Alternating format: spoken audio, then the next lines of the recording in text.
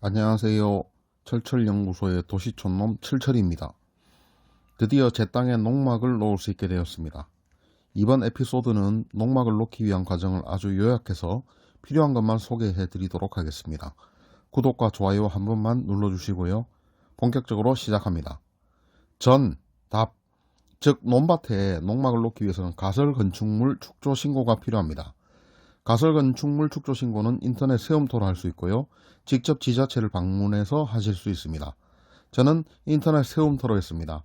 세움토로 가설 신고하실 분들은 다른 영상들 찾아보면 많이 있으니까 그 영상 참고하시고요. 세움토로 신고서를 제출하시면 담당 군청, 구청, 즉 지자체 건축과 같은 담당 부서의 담당자 배정이 됩니다.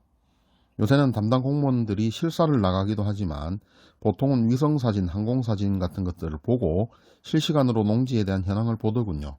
농사는 짓고 있는지, 다른 가건물들은 없는지 등등 해서요. 저 같은 경우에 미리 지어놓은 비닐하우스가 문제가 되었습니다. 비닐하우스 같은 경우에는 필요에 따라서 농업용임을 입증하는 사진 등이 필요할 수 있습니다. 저 같은 경우에 차양 비닐하우스가 창고로 쓰이는지를 검증받았고 이 과정에서 한번 반려가 되었습니다. 그 후 안에 작물이 있는 것을 제가 다시 확인시켜 드리고 다시 재신청해서 두 번째 만에 필증을 받았습니다.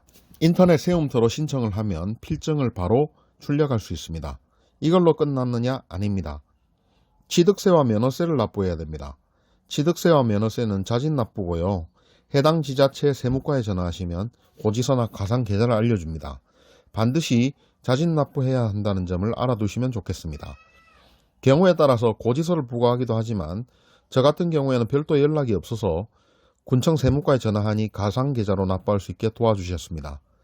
취득세는 과표 기준, 과세 표준 기준으로 하는 게 상대적으로 좀 유리하며 저 같은 경우에는 면허세 취득세에서 총 28,000원을 납부했습니다.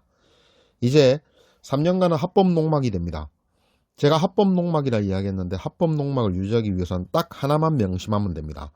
물론 지자체에 따라 자체 규정 조례에 따라 허용할 수도 있지만 농지에서는 농업 이외 용도는 무조건 20제곱미터만 허용된다는 거. 내가 농업 이외에 이 땅을 다른 용도로 쓰고 싶다 하면 무조건 20평방미터 이하로 해야 한다는 것만 명심하면 됩니다. 그래서 저는 데크, 처마, 지붕 이런 거 일절 안 하기로 했습니다. 어차피 3년 뒤에 반드시 실사를 또 나오거나 항공사진으로 또 들여다볼 텐데 돈 들이고 철거하고 하는 행위는 안 될 것 같습니다. 이번에 신고 반려를 한번 겪어보니 나 하나쯤은 하는 생각, 공무원의 행정이 설마 행정력이 미치지 못할 거야 하는 생각은 착각이었습니다. 농지의 가건물은 오히려 건축 담당 부서보다는 농업 관련 부서에서 전용 신고 또는 허가 없이 무언가 다른 행위를 하는 것에 대해 굉장히 예민하고 엄격하다는 생각이 들었습니다. 요새 언론도 그렇고 농지를 불법적으로 사용하는 것에 대한 분위기가 좋지 않아서일까요? 오히려 농촌 인구 유입을 위해서는 농막 면적이라든지 각종 규제를 완화하여야 한다는 목소리도 높은 것으로 알고 있습니다. 그렇다 하더라도 저는 현재 법을 잘 지키는 것은 중요하다 생각합니다.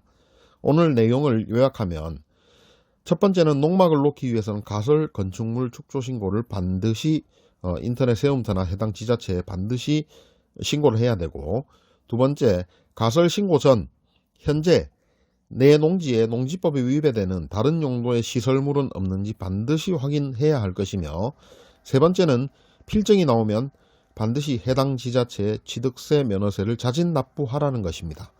이상 철철연구소의 도시촌놈 철철이었습니다. 시청해 주셔서 감사합니다.